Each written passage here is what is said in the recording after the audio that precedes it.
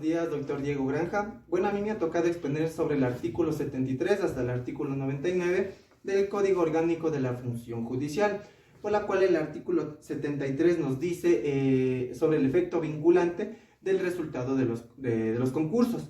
De acuerdo a este artículo, nos habla que mediante estos resultados de los concursos y de todas las evaluaciones, básicamente, estas se podrán realizar a los participantes de lo que es de la escuela judicial, que únicamente serán vinculantes, por la cual en consecuencia se deberán nombrar para el cargo que hayan obtenido en el mejor porcentaje correspondiente. De acuerdo al artículo 74 nos habla sobre la inscripción. De acuerdo a este artículo nos dice que extendiendo el nombramiento por la cual el interesado presentará la declaración patrimonial jurada y, de ser el caso, la caución respectiva.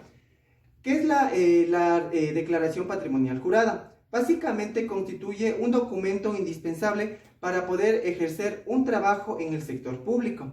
En este documento se aclara que no se posee bienes en paraísos fiscales, por el tal motivo que se debe declarar todos sus activos y pasivos que tienen en el momento de hacer esta declaración. Se puede decir que en años anteriores dicha declaración debía ser presentada ante un notario público. Sin embargo, se puede conseguir este documento sin pagar ningún solo centavo a las notarías.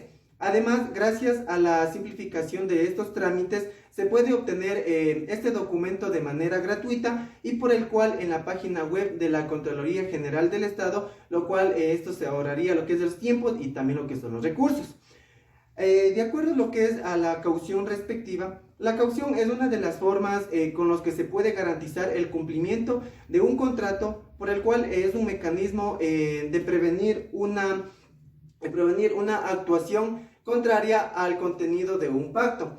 Gracias a la caución, la parte que pudiera resultar afectada por un posible incumplimiento del contrato se vería responsable de inmediato. Además, podemos mencionar que el fundamento de la caución se centra en las garantías del cumplimiento de un contrato, donde hay la disponibilidad inmediata de medios en caso de que no se actuara de acuerdo con lo pactado, por el cual la caución pretende asegurar el cumplimiento de un acuerdo por parte de uno de los contratantes. Además, si no se actúa en lo que es en la función de un pactado, las garantías de la caución entrarán en funcionamiento perjudicando lo que es al incumplidor.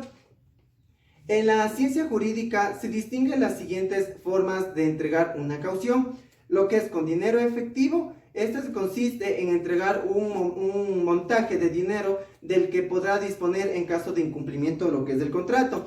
De acuerdo a lo que es el mediante aval, esto nos dice que alude al nombramiento de una persona para que responda si se hubiera cumplido con la parte correspondiente de este acuerdo. También lo que es a través de un seguro de caución. De esta manera entra en juego una aseguradora encargada de indemnizar a la parte que quedará afectada por el incumplimiento de lo que es del contrato.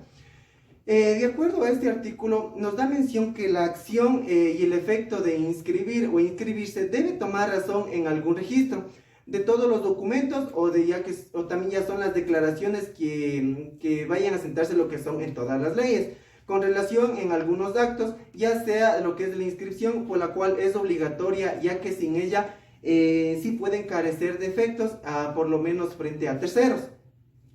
De acuerdo a estos actos necesitados de la inscripción en registros públicos, básicamente son muchos, por la cual se puede decir que están determinados en los códigos. Además, se pueden dar a conocer que hay otros de índole administrativa que requieren esa misma formabilidad. Entre ellos cabe señalar lo que afecta en el registro civil, las personas como es los nacimientos, lo que son los patrimonios y las defunciones, así como también en el registro de la propiedad, lo que interviene lo que son los contratos sobre la transmisión de bienes inmuebles, como es también la constitución de derechos reales o también lo que es de su cancelación. Y con la relación del registro de comercio, interviene lo que es la constitución, la modificación y disolución de las sociedades y de los poderes de sus representantes, entre otros que se determinen. De acuerdo al artículo 75 nos habla sobre la posesión. La posesión nos dice que una vez escrito lo que es el nombramiento de la persona, se posesionará del puesto dentro del plazo de 15 días hábiles desde la fecha del nacimiento. La posesión se puede definir como el derecho real, que consiste en una potestad inmediata que tiene una tenencia o ya un goce que es conferida por los derechos con carácter provisionalmente prevalentes, con independencia que existen o no el derecho real firme que justifique las atribuciones definitivas a esa potestad. Es un hecho jurídico que produce como consecuencia la emanación del derecho que una persona tiene sobre la cosa. La posesión origina la tutela efectiva, la cual concede a su poseedor de un gran número de presunciones a su favor y se fundamenta lo que es en la prohibición de la violencia y la consecución de la paz social. La posesión se presume siempre de buena fe y se produce como consecuencia de dos elementos. Lo que es el corpus básicamente es la tenencia material de la cosa y estas cabe posibilitar y pueden ejercer una influencia inmediata sobre ella. Y el ánimo en cambio, esta es la voluntad de poseer la cosa como dueño. A pesar de que la posesión consiste en la tenencia material sobre una cosa, la legislación en sí reconoce como poseedor a personas que no poseen materialmente la cosa, como es el ius possessenius, consiste en la tenencia material y concreta sobre una cosa, y el ius possidendi es el derecho a poseer que afecta a una persona sobre una cosa, pero que es poseída materialmente por otra. Es decir, la posesión de hecho es el poder que se ejerce sobre un bien, sobre lo cual el ius possessenius y la posesión del derecho es la norma que reconoce la condición del poseedor, aunque ésta en sí carezca de la determinación material de la cosa como es del ius possidendi. De acuerdo al artículo 76, nos habla sobre la caducidad del nombramiento. Este artículo nos dice que si la persona nombrada no se posesionare del puesto dentro del plazo mencionado o ya estipulado por la cual en el nombramiento se le ha otorgado, será definitivamente caducado, por la cual la caducidad del nombramiento del representante legal significa su incapacidad para representarle en el juicio. Es decir, es una de las excepciones previas que está contemplada en el artículo 153, numeral 2 del Código Orgánico General de Procesos, que deben ser analizada en este contexto, por la cual la o el juzgador podrá considerar que aquella es además subsanable. En primer lugar, por lo que se refiere a la caducidad, esta no es automática. Para aquellos casos en los que la misma provoca la vacante total del órgano de lo que es de la administración, por no existir otro administrador titular o suplente, a lo que son a los requisitos del vencimiento del plazo que señale al otro, como es la obligación de la convocatoria de la celebración de la Junta General o el transcurso del término para la celebración de una junta, para que así puedan resolver sobre la aprobación de las cuentas de los ejercicios. Además, es así para el deber de la diligencia exigible a cualquier persona que ocupe ese cargo en una sociedad, ya que el administrador es un auténtico órgano social que forma parte de la estructura propia de la sociedad y no puede sin más, siendo necesario el nombramiento de otro administrador en la sustitución que haga operativo el funcionamiento y la gestión de la sociedad, por la cual su representación frente a terceros y además deben asumir a la responsabilidad legal que en sí le corresponde. De acuerdo al artículo 77 nos habla sobre las inhabilidades. De acuerdo a este artículo nos dice que no se puede ser nombrado ni se puede desempeñar un puesto o un cargo en la función judicial, por la cual determinamos los siguientes. Nos dice que se halle en una interdicción judicial, incluido en el que se haya determinado sus bienes o en contra quien se haya iniciado el juicio de concursos de acreedores o de quiebra. Además, en el numeral 2 nos da mención que si a una persona se la condenado por una sentencia ejecutoriada a una pena privativa de libertad, nos dice que el caso de la sentencia condenatoria, ya sea por concusión, cohecho, extorsión, peculado, defraudado al Estado y demás entidades del sector público, básicamente la inhabilidad será únicamente definitiva. Este numeral nos da mención que si hubiere una persona llamado a juicio por un delito reprimido, que sea con prisión, se dice que por providencia ejecutoriada se dará mientras este caso no haya sido absuelto de las autoridades. De acuerdo a este numeral, nos dice que únicamente puede realizar fuera de horarios de trabajo, en lo que consiste en que una persona que tenga el puesto en un cargo en el sector público o ya sea en elección popular, con excepciones de la docencia universitaria, por lo cual cabe recalcar que no puede realizar lo que son en horarios de trabajo estas actividades.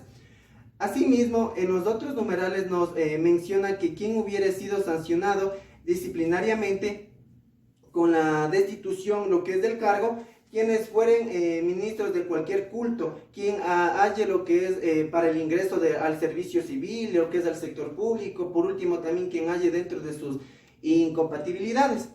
De acuerdo al artículo 78, nos habla sobre incompatibilidad por relación familiar. Se llama incompatibilidad a la incapacidad que observare a alguien, ya sea para unir o para existir lo que es conjuntamente con otro.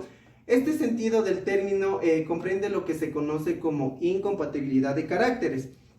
De acuerdo a este artículo, podemos decir que en una misma unidad judicial en sí no puede trabajar marido y mujer. O por ejemplo cuando sea como por unión de hecho, también sea una relación familiar hasta el cuarto grado de consanguinidad o el segundo de afinidad. Entonces no se puede trabajar en una unidad donde estén trabajando los familiares. Es por eso que nace la incompatibilidad. Se entiende por incompatibilidad por la cual es la esfera de la función pública, de la imposibilidad de conciliar legalmente las actividades inherentes al cargo del funcionario con el desempeño por sí, o también ya sea mediante sustitución de un segundo puesto de trabajo, cargo, o también lo que son las actividades en el sector público, salvo en los supuestos que están previstos en esta norma. De acuerdo al artículo, nos da mención que no podrá ser nombrado ni podrá desempeñar los cargos de la función judicial, por la cual se deriva en dos aspectos. El primero es quien sea cónyuge, tenga una unión de hecho, o sea familiar hasta el cuarto grado de consanguinidad, o el segundo de afinidad, como les había mencionado, de lo que es de la autoridad nominada a un miembro de ella, sin esta fuera colegiada. El segundo, quien sea cónyuge, tenga una unión de hecho o mantenga parentescos hasta el cuarto grado de consanguinidad, o el segundo de afinidad con otra servidora o servidor de la función judicial que preste lo que son sus servicios de la misma dependencia, como les había mencionado anteriormente. De acuerdo al artículo 80, nos habla sobre la estructura e integración.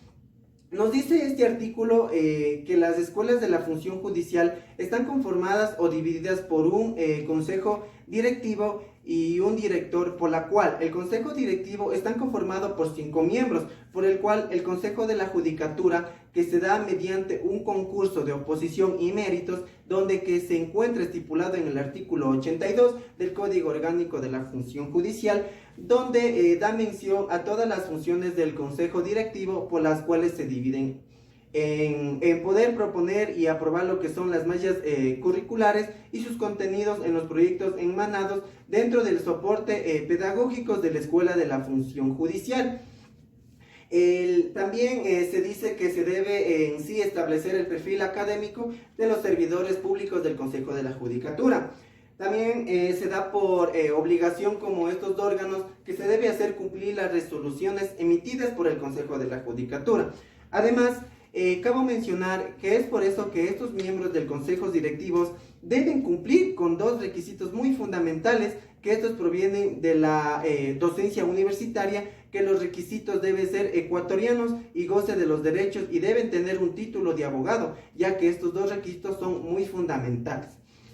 ¿Qué es? Hablando sobre director o directora, hablando sobre este director, básicamente se encuentra estipulado en el artículo 84 del Código Orgánico de la Función Judicial, donde que el director de la Escuela de la Función Judicial será elegido por el Consejo de la Judicatura, que se da mediante una propuesta por el presidente y por la cual estas podrán las siguientes funciones para que se pueda desarrollar correctamente como es.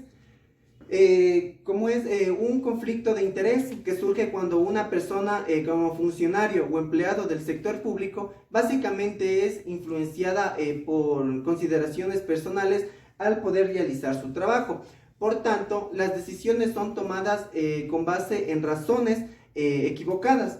Además, se debe seleccionar a los docentes como también a los capacitadores de los cursos de la formación inicial y formación continua. Además, se debe ejecutar lo que son las resoluciones del Consejo de la Judicatura. Y por último, se dice que las demás en sí deben estar establecidas en los reglamentos y en el estatus de los órganos para el efecto que se lleguen a dictar. De acuerdo a el artículo 83 nos habla sobre el conflicto de intereses. De acuerdo a este conflicto de intereses, básicamente se puede decir que los conflictos de intereses son aquellas situaciones en las que el juicio de un sujeto es lo relacionado a un interés primario para la persona, y de igual manera la integridad de sus acciones, por la cual tiene al estar indebidamente influenciadas por un interés secundario, el cual frecuentemente es de tipo económico y también personal. Además, podemos dar a conocer que cuando surge un conflicto de interés, por la cual este conflicto de interés surge cuando una persona como funcionario o empleado del sector público es influenciada por consideraciones personales al poder realizar su trabajo. Por tanto, las decisiones son tomadas con base en razones equivocadas.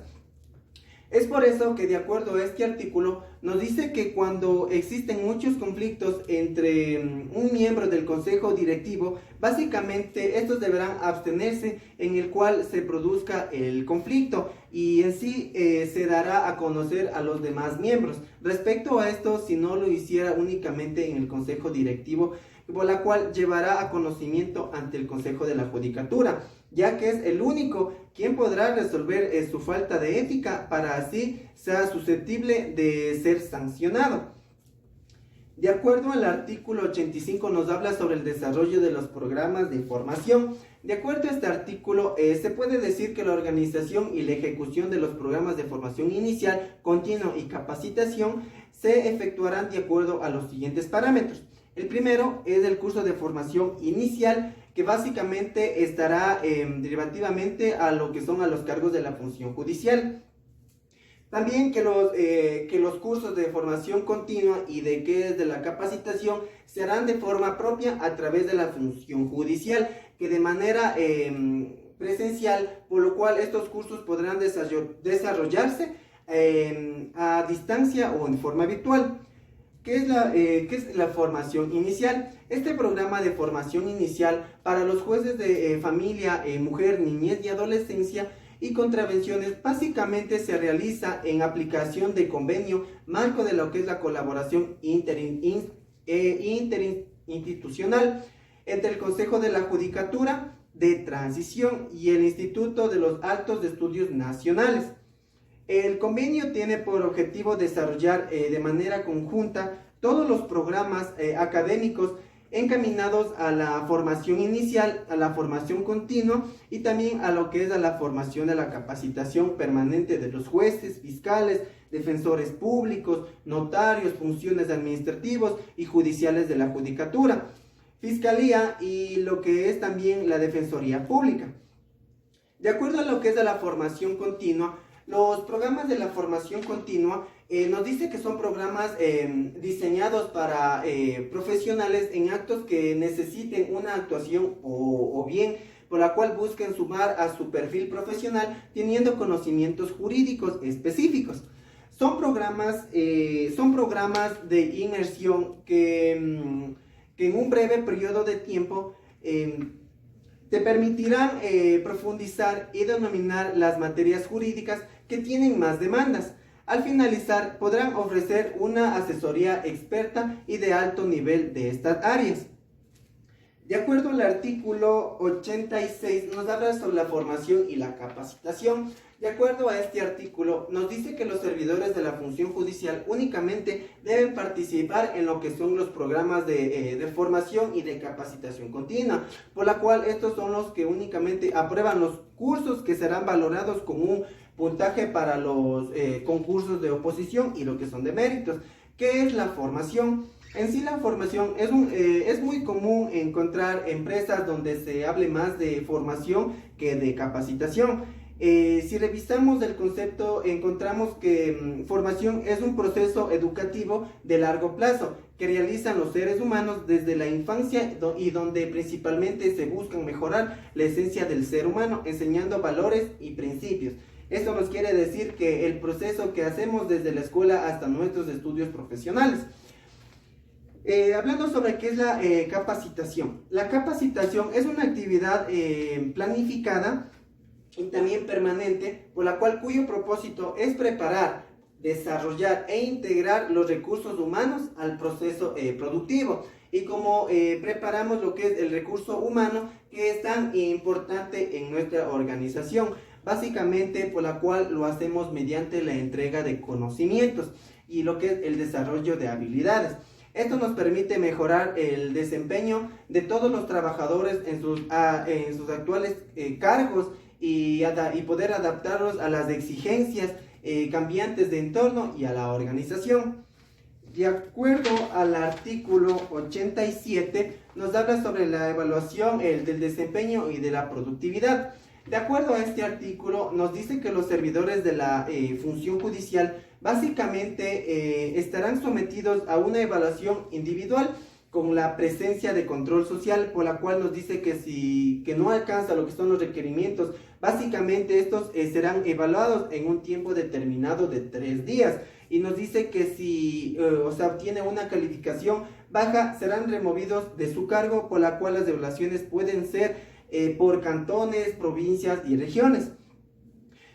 Además, podemos decir que la evaluación del desempeño es una de las principales herramientas de los recursos humanos que se utilizan para medir la productividad, pero su utilidad va más allá, siendo útil también tanto para la identificación de los puntos fuertes como para la determinación de las posibles áreas de mejoras. Además, existen muchos métodos de evaluación del desempeño, pues es un instrumento que ha variado a través de la historia de la gestión empresarial, concibiéndose de distintas maneras según el enfoque predominante del momento. Es por eso que la relación de esta herramienta con la productividad también ha cambiado, por la cual ha incorporado el proceso de cómo se han llevado los elementos esenciales, lo que es en la relación. De acuerdo al artículo 88, nos habla sobre la prioricidad de la evaluación. De acuerdo a este artículo, nos da mención que la evaluación periódica, básicamente esta se dará sin perjuicio de hacerla por muestra, o ya sea en casos de que existan problemas por denuncias con algunos servidores de la función judicial. Además, podemos decir que es un aspecto sobre el cual hay distintas posiciones, por la cual algunos autores indican que las evaluaciones muy frecuentes pierden actividades porque se convierten en un proceso rutinario y superficial. Además, en otros autores señalan que las evaluaciones por periodos muy alejados hacen perder el interés a las partes y inclusive lo que es el desfavorable cimiento para el trabajador, ya que el evaluador lo resulta difícil recordar y considerar lo que son todas las acciones realizadas por parte del colaborador desde la última evaluación. por lo cual el periodo de las devaluaciones puede coincidir con el de los ajustes de todos los salarios, aunque no es obligatorio, por la cual le corresponden a la empresa a poder determinar si en su caso estas medidas es convenientes o no. De acuerdo al artículo 89, nos habla sobre las finalidades, sobre las normas y métodos aplicables a las evaluaciones. ¿Qué son las finalidades? Las finalidades primarias del derecho es hacer posible la convivencia social pacífica, asegurar la paz y el orden dentro de una sociedad, lo que se llama la seguridad. Y la tercera y lo más importante finalidad del derecho es introducir y mantener la justicia de las relaciones humanas. Hablando sobre las normas jurídicas es una regla y también lo que es una ordenación de comportamiento humano, dictado por la autoridad competente del caso con un criterio de valor y cuyo incumplimiento, que esto lleva a una sanción, generalmente impone deberes y confiere lo que son los derechos. Hablando sobre la metodología implicable a las evaluaciones, la metodología implicable de las evaluaciones indica que es un proceso continuo y personalizado dentro del sistema de enseñanzas y aprendizajes, cuyo objetivo es conocer la evaluación de cada estudiante, si es necesario adoptar medidas de refuerzo o de compensación para así poder garantizar que se alcancen los objetivos educativos definitivos para su nivel. Es por lo tanto que una herramienta de gran utilidad es para poder tomar decisiones pedagógicas para dar un mejor en el desempeño de lo que son de los estudiantes. Según los expertos en la educación, la evaluación es útil tanto para los docentes como para los alumnos. Para los maestros, porque tienen la oportunidad de comunicar a los estudiantes cuáles son sus objetivos y expectativas de aprendizaje y les permite comprobar lo que es la eficiencia de los métodos de enseñanza que se lleven a utilizarlos. En caso de los alumnos, se dice que la evaluación puede servir como lo que es la motivación positiva para poder lograr un reconocimiento a su esfuerzo a través de las calificaciones, y les obliga a revisar materias de estudio.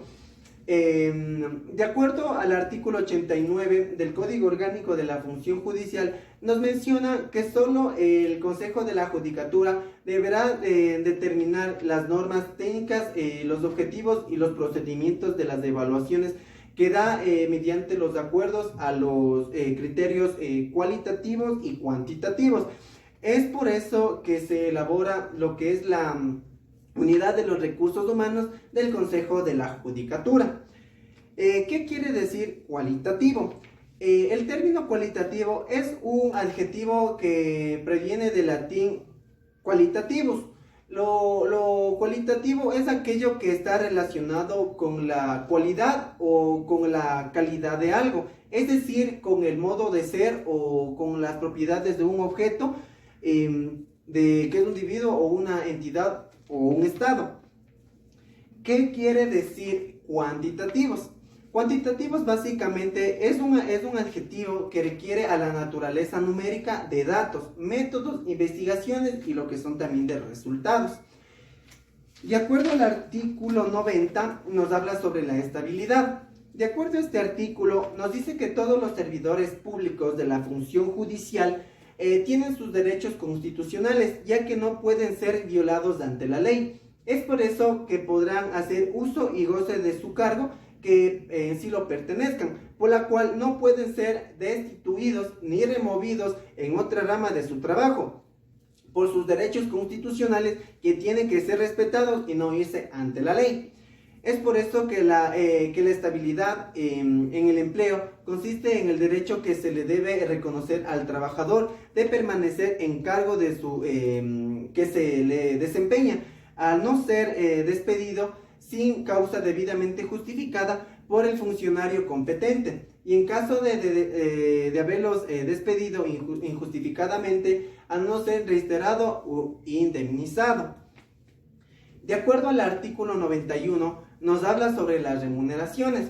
De acuerdo a este artículo 91 del Código Orgánico de la Función Judicial, Básicamente nos dice que las remuneraciones son cuando una persona en sí realiza un trabajo profesional o cuando cumple con una determinada tarea en una empresa. Es por eso que espera recibir un pago por su esfuerzo.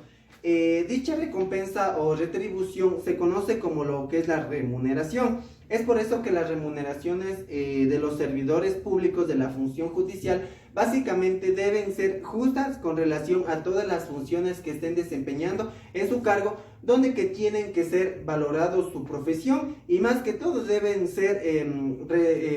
tener sus responsabilidades y sobre todo lo que son las experiencias, lo que es en su labor. De acuerdo al artículo 92, nos habla sobre el primer y último día de remuneración. Se puede decir que tal como lo determina en el artículo 328 de la Constitución de la República del Ecuador, básicamente nos dice que la remuneración será justa con un salario digno que cubra al menos lo que son las necesidades básicas de la persona trabajadora, así como son las de su familia, por la cual serán inembargables, salvo para el pago de lo que son de las pensiones alimenticias. Asimismo, el Estado fijará y revisará anualmente el salario básico establecido en la ley, de la aplicación general y la obligatoria. Es por eso que el pago de las remuneraciones se dará en los plazos que serán convenidos y en sí no podrán ser disminuidos ni descontrolados, salvo con la autorización expresa de las funciones públicas de la función judicial y lo que está de acuerdo mediante la ley. Es por eso que las remuneraciones de un servidor público de la función judicial obtendrá con un primer día del mes siguiente al de la posesión. Además podemos decir que los servidores públicos de la función judicial, si se posesionaren después del primer día del mes, básicamente a ellos se les pagará todos los honorarios en relación al trabajo de su trabajo. Y por último, se dice que a todos los servidores de la función judicial se les abandonará su remuneración hasta el último día del mes. De acuerdo al artículo 93, nos habla sobre las remuneraciones suplementarias y extraordinarias. Se puede decir que de manera general empezaremos señalando que las horas suplementarias y extraordinarias son aquellas que se elaboran fuera del tiempo ordinario de trabajo, por mandato de la ley, por la cual estas en sí están obligadas a que el trabajador, que en nuestro caso es de 8 horas diarias, o sea, serían 40 horas semanales y 160 horas al mes. De acuerdo, ¿qué es las remuneraciones suplementarias? Nos dice que las horas del trabajo serán realizadas fuera de las jornadas legales del trabajo, o sea, sería de 39 horas semanales. La posibilidad se realiza en horas suplementarias, por la cual estas tienen a limitar lo que es a 48 horas por semana y durante un lapso de 12 semanas consecutivas, a un promedio de 46 horas semanales, por la cual todas las remuneraciones de las horas suplementarias es mayor y esas horas dan derecho lo que es a un descanso compensador. Se entiende por horas suplementarias aquellas que se elaboran pasadas las 8 horas diarias del trabajo, comprendidas entre los días de lunes a viernes hasta las 24 horas, con excepción de las jornadas especiales, por la cual en estas las 8 horas diarias de trabajo, por la cual no necesariamente están comprendidas en todos los días, de lunes a viernes, así como por ejemplo si un trabajador labora en el día, en el horario de 8 a las 17 horas, con una hora para lo que es para el almuerzo, se tiene que su jornada es obligatoria de 8 horas diarias del trabajador, es hasta las 17 horas, hasta las 17 horas y de cualquier trabajo adicional que realice fuera de ese horario, por la cual será denominado trabajo suplementario. De acuerdo a las remuneraciones extraordinarias, nos dice que las remuneraciones extraordinarias son aquellas recompensas que tienen una persona que han destacado en algunos aspectos dentro de una empresa o una organización.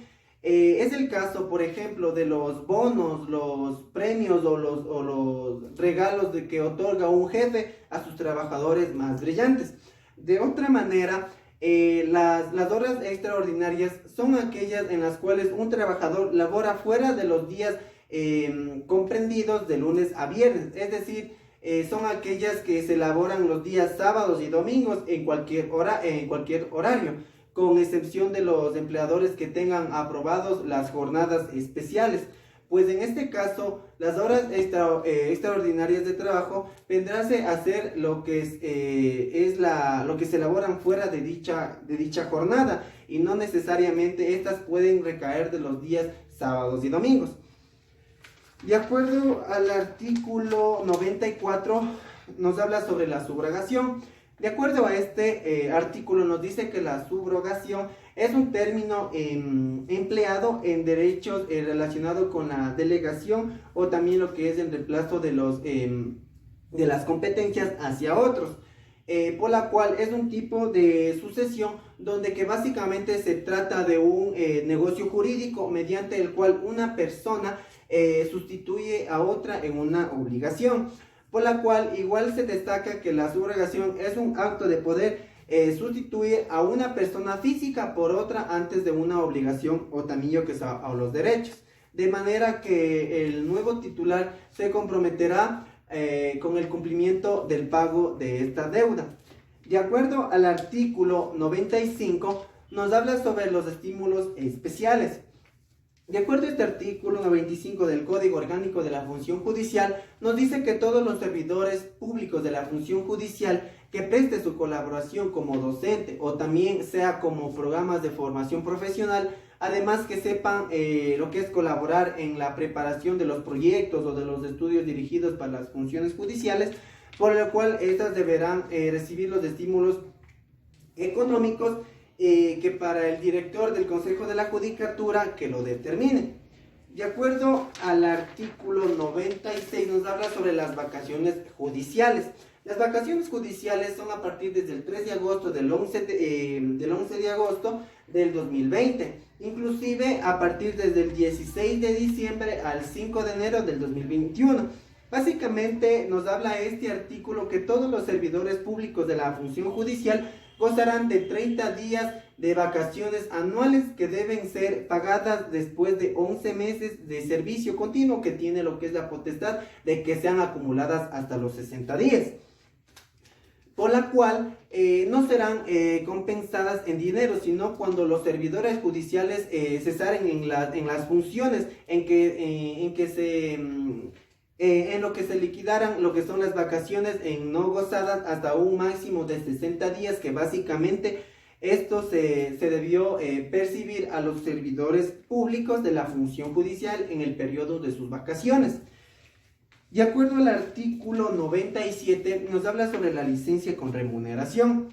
De acuerdo a este artículo nos dice que todos los servidores públicos de la función judicial se le puede considerar licencia con remuneración a los siguientes. Primero, cuando sea por enfermedad se le da hasta por 60 días en cada año el calendario. También por calamidad doméstica hasta por 8 días. Entendiéndose por calamidad doméstica, en sí nos dice que es una licencia que permite al trabajador, tanto del sector público como privado, ausentarse de sus funciones laborales por el surgimiento de un hecho inesperado que requiere por su atención, o en el cual el trabajador esté relacionado y que afecte lo que es su entorno familiar o también ya sea personal. En el numeral 3 nos dice que todos los servidores tienen derecho a una licencia con la remuneración de 2 semanas anteriores y 10 posteriores al nacimiento de su hijo acumulables. Ahora, en caso de nacimientos múltiples, nos dice que el plazo se extiende por 10 días adicionales, por la cual la ausencia del trabajador se justificará mediante la presentación de un certificado médico. Además del certificado médico en el que debe constatar la fecha probable del parto y si el mismo ha sido múltiple o no. En el numeral 4 nos dice que el servidor tiene derecho a la licencia por la potestad por 10 días, contados desde el nacimiento de su hijo, cuando el parto es normal, y si en los casos de nacimiento múltiples o por cesárea se adiciona por 5 días. Esto es por el motivo del cuidado que necesita su familia. En el numeral 5 básicamente nos dice que en los casos de que el hijo haya nacido prematuro o ya sea en condiciones de cuidado especial, se prolongará la licencia por paternidad por 8 días más, y cuando el hijo haya nacido con una enfermedad o con un grado de discapacidad severa, el padre podrá tener licencia por 25 días, hecho que se justificará con la presentación de un certificado médico donde deberá constar el tipo de problema que tenga su hijo. De acuerdo al numeral 6, nos dice que en caso que muera la madre durante el parto, el padre podrá hacer uso de la totalidad. Esto nos quiere decir que debe estar en cuidados de su hijo. De acuerdo al numeral 7, nos da mención que los padres adoptivos tendrán derecho a una remuneración por 15 días, los mismos que correrán a partir de la fecha en que el hijo fuera legalmente entregado. De acuerdo al numeral 8, este numeral 8 nos dice que los servidores públicos tendrán derecho a 25 días de licencia con remuneración para atender en lo que son los casos de hijos hospitalizados o con patologías degenerativas, por la cual podrán ser tomadas en forma conjunta o ya sean también alternadas. Es por eso que la ausencia al trabajo se justificará mediante la presentación de un certificado médico y de hospitalización que debe tener como respaldo. De acuerdo al numeral 9, nos dice que la madre tendrá derecho a 2 horas diarias de lactancia de su hijo que hubiere dado a luz hasta que se cumpla 1 año de edad, por la cual es obligatorio. De acuerdo al numeral 10, nos dice que para rendir grados en la culminación de sus estudios tienen una promulgación de hasta por 8 días. De acuerdo al numeral 11,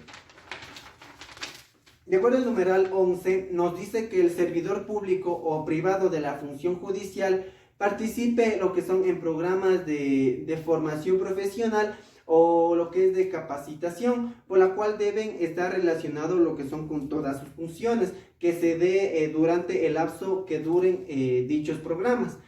Y de acuerdo al numeral 12 nos dice que para realizar estudios en el exterior sobre cualquier tipo de materias por una sola vez, que es hasta por 2 años, en este caso básicamente el servidor deberá rendir una caución suficiente que garantice que perteneciera a su retorno a lo que es el país. De acuerdo al artículo 98, básicamente nos habla sobre la licencia sin remuneración.